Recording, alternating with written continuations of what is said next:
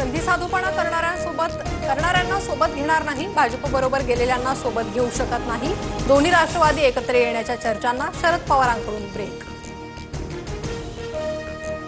प्रत्येकाला आपलं मत मांडण्याचा अधिकार, शरद पवारांच्या वक्तव्यावर अजित पवारांची प्रतिक्रिया। नाशिकमधील स्थानिक भाजप नेत्यांच्या विरोधानंतरही बडगुजरांचा थोड्याच वेळात भाजपमध्ये प्रवेश, मुंबईतील भाजपच्या प्रदेश कार्यालयात पक्षप्रवेश होणार। सुधाकर बडगुजरांच्या पक्षप्रवेशाबाबत प्रदेशाध्यक्ष बावनकुळे आणि कार्याध्यक्ष रवींद्र चव्हाण अनभिज्ञ, बडगुजरांच्या पक्षप्रवेशाबाबत माहित नाही, बावनकुळेंची प्रतिक्रिया। सुधाकर बडगुजर यांच्या पक्षप्रवेशाने अनेक भाजप पदाधिकारी नाराज, सीमा हिरेंसह अनेक पदाधिकाऱ्यांचा विरोध, बडगुजरांचा दहशतवाद्यांसोबत संबंध असल्याचा आरोप। सुधाकर बडगुजरांचा प्रवास हिंदुत्वाच्या दिशेने जोमाने सुरू, हिंदुत्वासाठी कुणी काम करत असल्यास आक्षेप घ्यायची गरज नाही, बडगुजरांच्या भाजप प्रवेशावरून नितेश राणेंचे सूर बदलले।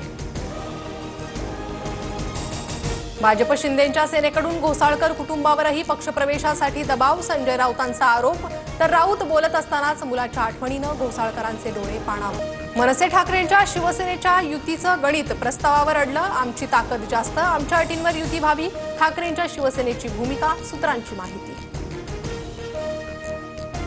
निधी वाटपावरून शिवसेनेचे मंत्री अजित पवारांवर नाराज, शिंदेंसमोर नाराजी बोलून दाखवली, सूत्रांची माहिती, तर निधी कमी पडणार नाही, शिंदेंचं मंत्र्यांना आश्वासन। राज्य सरकारमधील मंत्र्यांचं परफॉर्मन्स ऑडिट सुरू, समाधानकारक कामगिरी नसलेल्या मंत्र्यांना डच्चू मिळण्याची शक्यता, सूत्रांची माहिती, मुख्यमंत्री उपमुख्यमंत्र्यांकडून परफॉर्मन्स ऑडिट। विमानात बॉम्ब सदृश्य वस्तू असल्याच्या संशयातून नागपुरात इंडिगोच्या विमानाचं इमर्जन्सी लँडिंग, तांत्रिक कारणामुळे एअर इंडियाच्या विमानाचं कोलकातात इमर्जन्सी लँडिंग।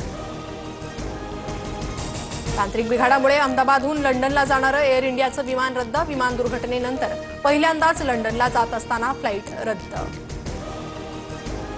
केंद्र सरकारकडून 16व्या जनगणनेसाठी अधिसूचना जारी, अधिसूचनेमध्ये जातगणनेचा स्वतंत्र उल्लेख नाही, 35 लाख कर्मचारी करणार जनगणना।